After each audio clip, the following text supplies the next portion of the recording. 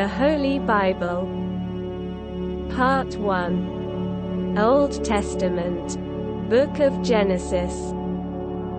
Chapter 2. So the heavens and the earth were finished, and all the furniture of them.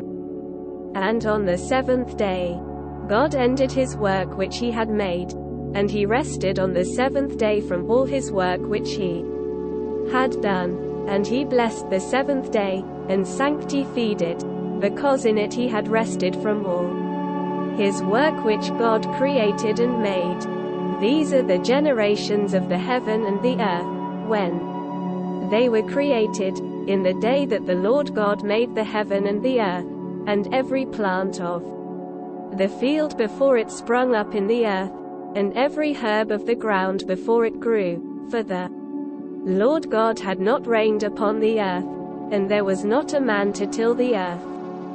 But the spring rose out of the earth, watering all the surface of the earth. And the Lord God formed man of the slime of the earth, and breathed into his face the breath of life, and man became a living soul. And the Lord God had planted a paradise of pleasure from the beginning, wherein he placed man whom he had formed. And the Lord God brought forth of the ground all manner of trees, fair to behold, and pleasant to eat of, the tree of life also in the midst of paradise, and the tree of knowledge of good and evil. And the river went out of the place of pleasure, to water paradise, which from thence is divided into 4 heads. The name of the one is Pison. That is it which compasseth all the land of Havilah, where gold groweth. And the gold of that land is very good. There is found bdellium, and the onyx stone.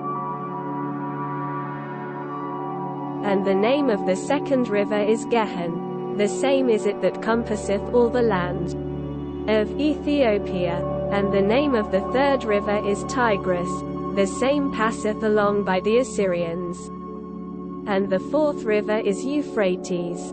And the Lord God took man, and put him into the paradise of pleasure, to dress it, and to keep it. And he commanded him, saying, Of every tree of paradise thou shalt eat, but of the tree of knowledge of good and evil thou shalt not eat. For in what day soever thou shalt eat of it, thou shalt die the death. And the Lord God said, It is not good for man to be alone. Let us make him a help like unto himself.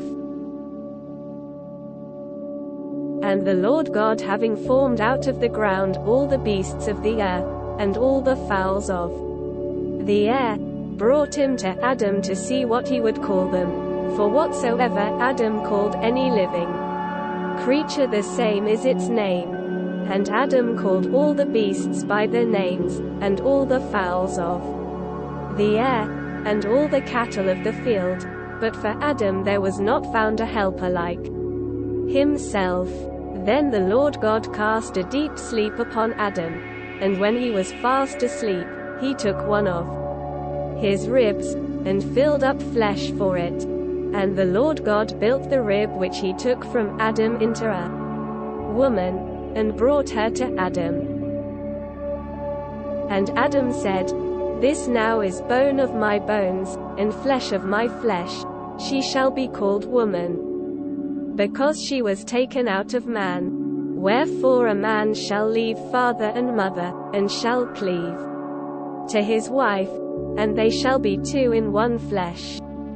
And they were both naked, to wit, Adam and his wife, and were not ashamed.